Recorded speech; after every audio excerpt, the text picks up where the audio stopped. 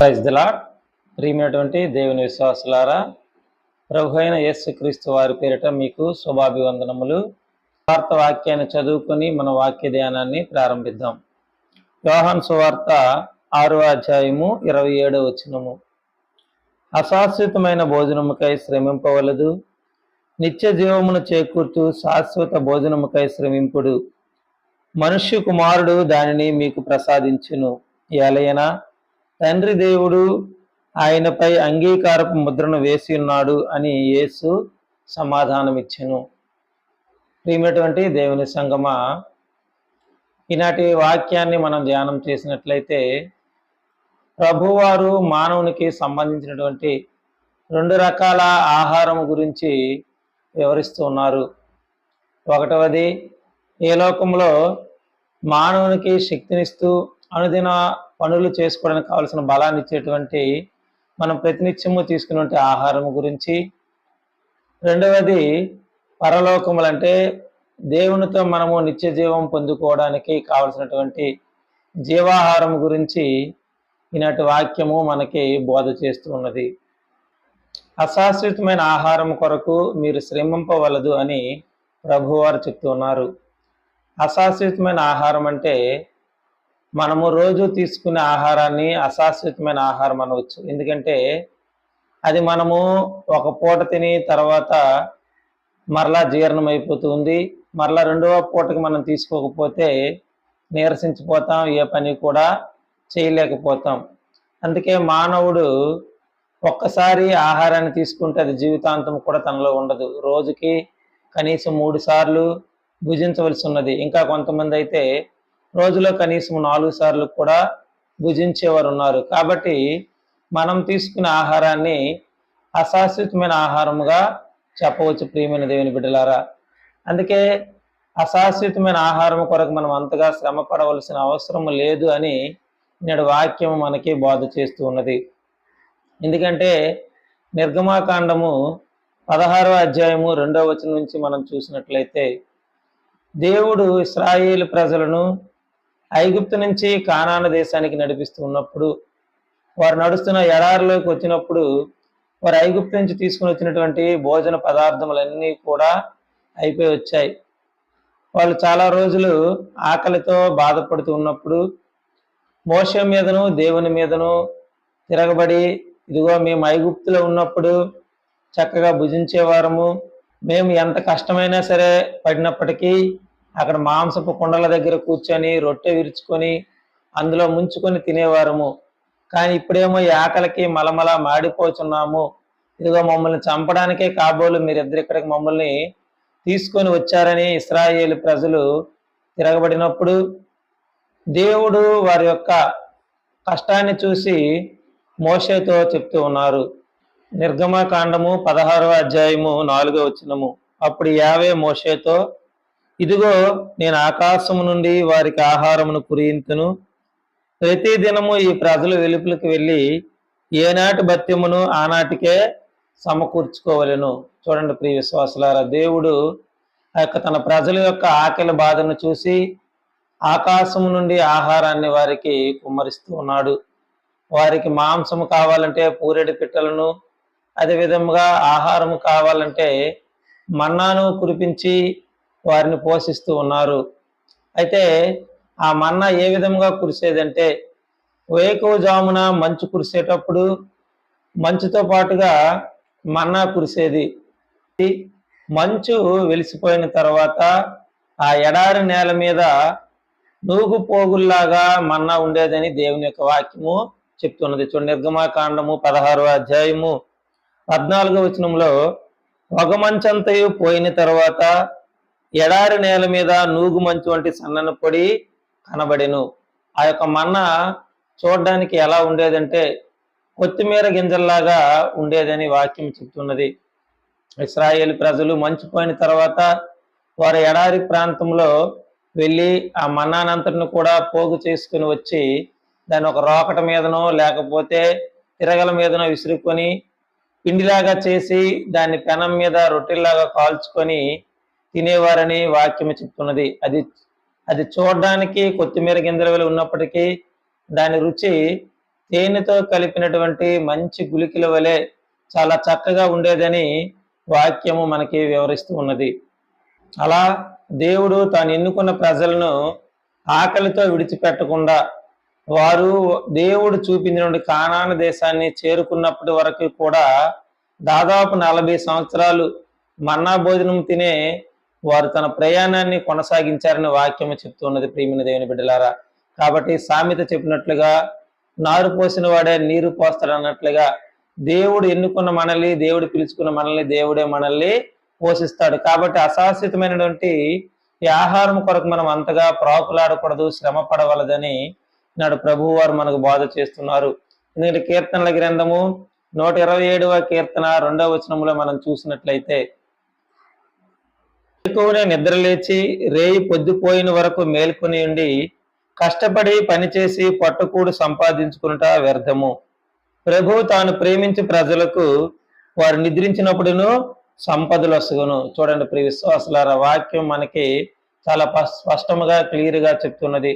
ప్రభు ప్రేమించే ప్రజలకు, ఎవరైతే ప్రభువును ప్రేమిస్తారో, ఎవరైతే ప్రభు మార్గంలో నడుస్తారో వారికి దేవుడు వారు నిద్రించినప్పుడు కూడా సంపదలు ఇస్తాడని. కాబట్టి అశాశ్వతమైన భోజనము కొరకు మనం శ్రమించవలదు, కానీ మనకు శాశ్వత జీవము చేకూర్చే శాశ్వత భోజనముకై, నిత్య జీవం సమకూర్చే జీవాహారముకై మనం శ్రమించాలని ఈనాడు వాక్యం మనకి చెప్తున్నది. ప్రియమైన దేవుని బిడ్డలారా, ప్రభువారు ఈ మాట ఏ సందర్భంలో చెప్పారంటే, 5 రొట్టెలు 2 చేపలను 5,000 మందికి పంచిన తర్వాత ఆ రొట్టెలను చేపలను తిన్న ప్రజలు ఎక్కడ ప్రభువారు ఉంటే అక్కడికి వెళ్ళడం మొదలు పెట్టారు. ఎందుకంటే ఇదిగో యేసు ప్రభు వారితో ఉంటే మన చక్కగా భోజనం పెడతారు, మనకి ఇంకా ఏ చీకు చింత ఉండదు, మనం ఏ పనికి కూడా వెళ్ళవలసిన అవసరం లేదని ప్రజలు ప్రభువారు ఎక్కడుంటే అక్కడెక్కడికి పరుగు పెట్టడం మనము వాక్యంలో మనం చూస్తున్నాం. అదే ఈనాడు ప్రభువారు మనకు చెప్తున్నారు. యోహాను సువార్త 6వ అధ్యాయము 26వ వచనంలో మనం చూసినట్లయితే, మీరు రొట్టెలు తిని సంతృప్తులైనందున నన్ను వెతుకుచున్నారు, నా సూచక క్రియలను చూచి కాదు అని మీతో నిశ్చయముగా చెప్పుచున్నాను. చూడండి ప్రియ విశ్వాసులారా, ఈ రోజుట్లో కూడా చాలా మంది విశ్వాసులు ఇదే రీతిగా ఉన్నారు.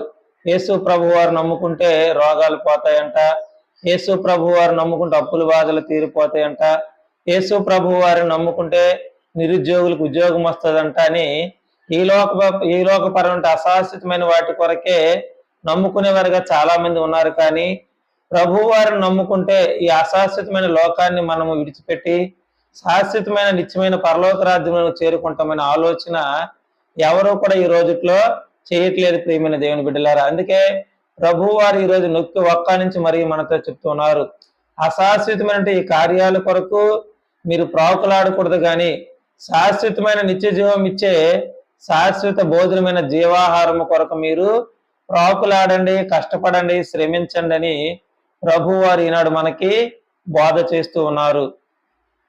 అయితే మరి ఈ జీవాహారము మనకి ఎక్కడ దొరుకుతుంది, దాని కొరకు మనం ఎక్కడ శ్రమ పడాలి, అది మనకి ఎలా దొరుకుతుందని వాక్యములో మనం చూసినట్లయితే ప్రభువారు చెప్తూ ఉన్నారు.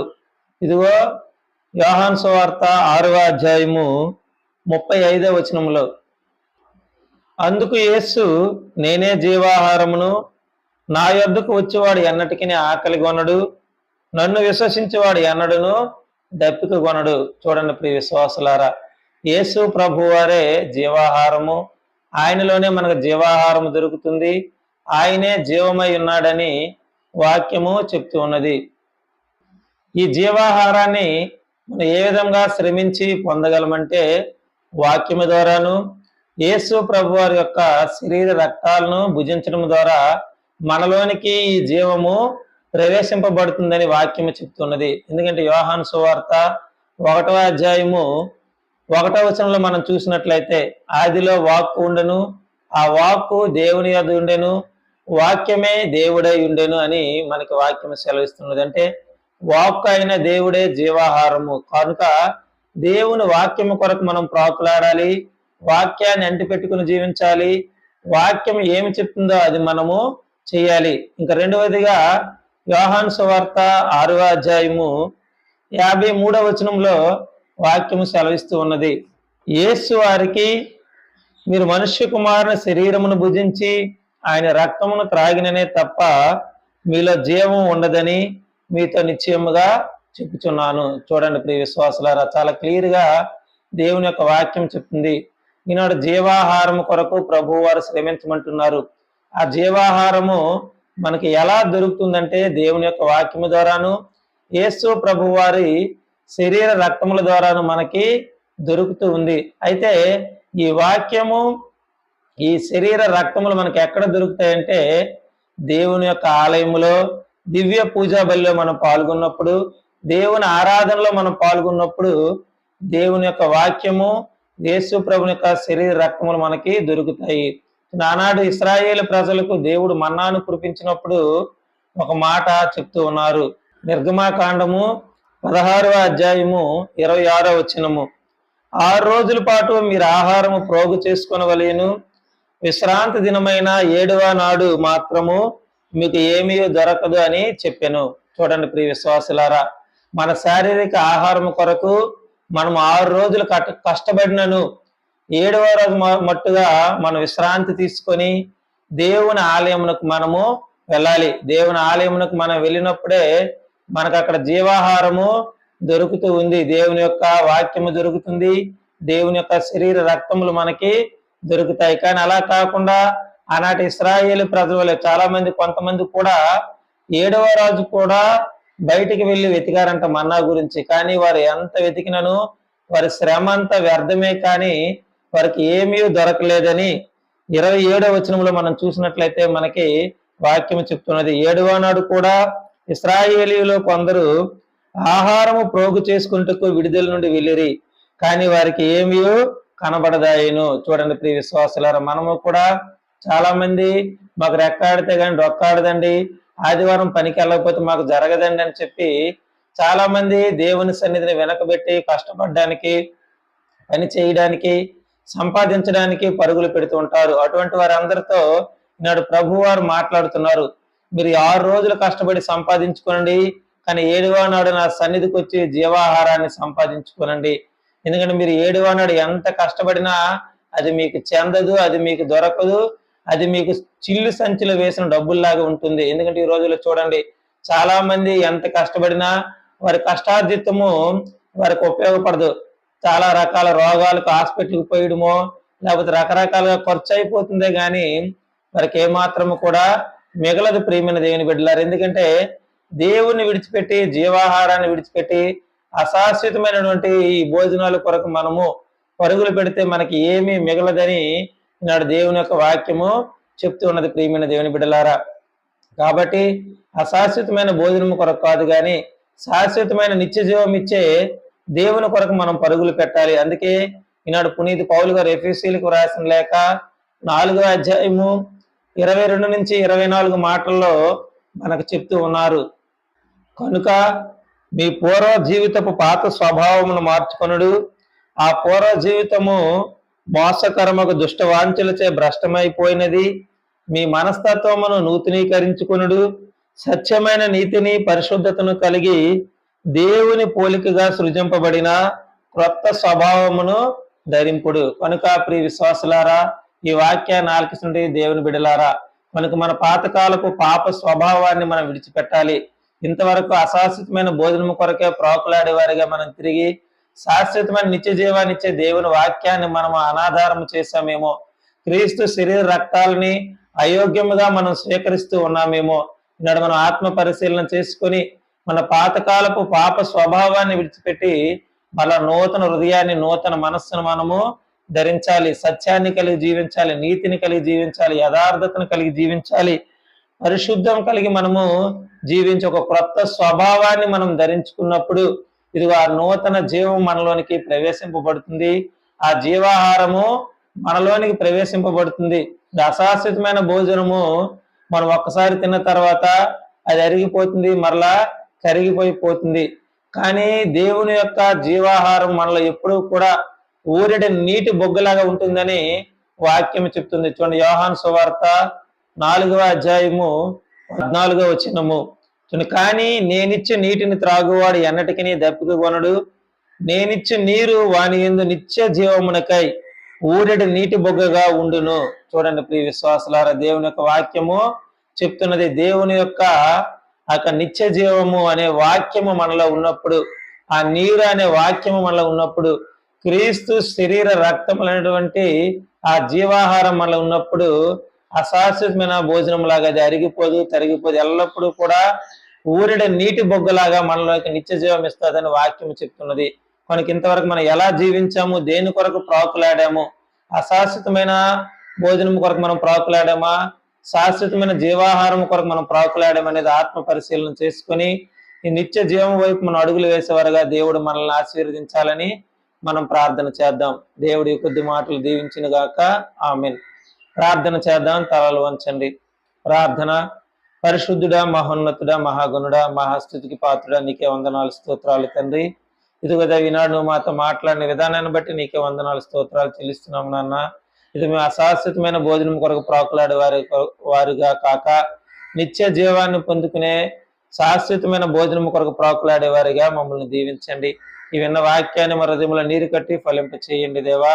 నీవే దేవ, నీ యందు నిత్య జీవము, నీ యందు నిత్య జీవాహారం ఉన్నదని మేము గుర్తిరిగి వాక్యమే విన నిన్ను ఎల్లప్పుడూ అనుసరిస్తూ వెంబడిస్తూ వాక్యానుసారమైన జీవితం జీవించడానికి నీ కృప, నీ కనికరం, నీ ప్రేమను మా మీద కుమ్మరించమని యేసు పరిశుద్ధ నామములు అడుగుచున్నాము తండ్రి. ఆమెన్. పిత, పుత్ర, పరిశుద్ధాత్మ నామమున ఆమెన్.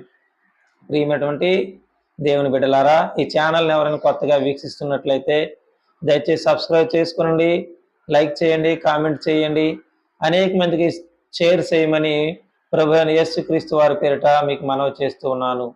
ఆమెన్.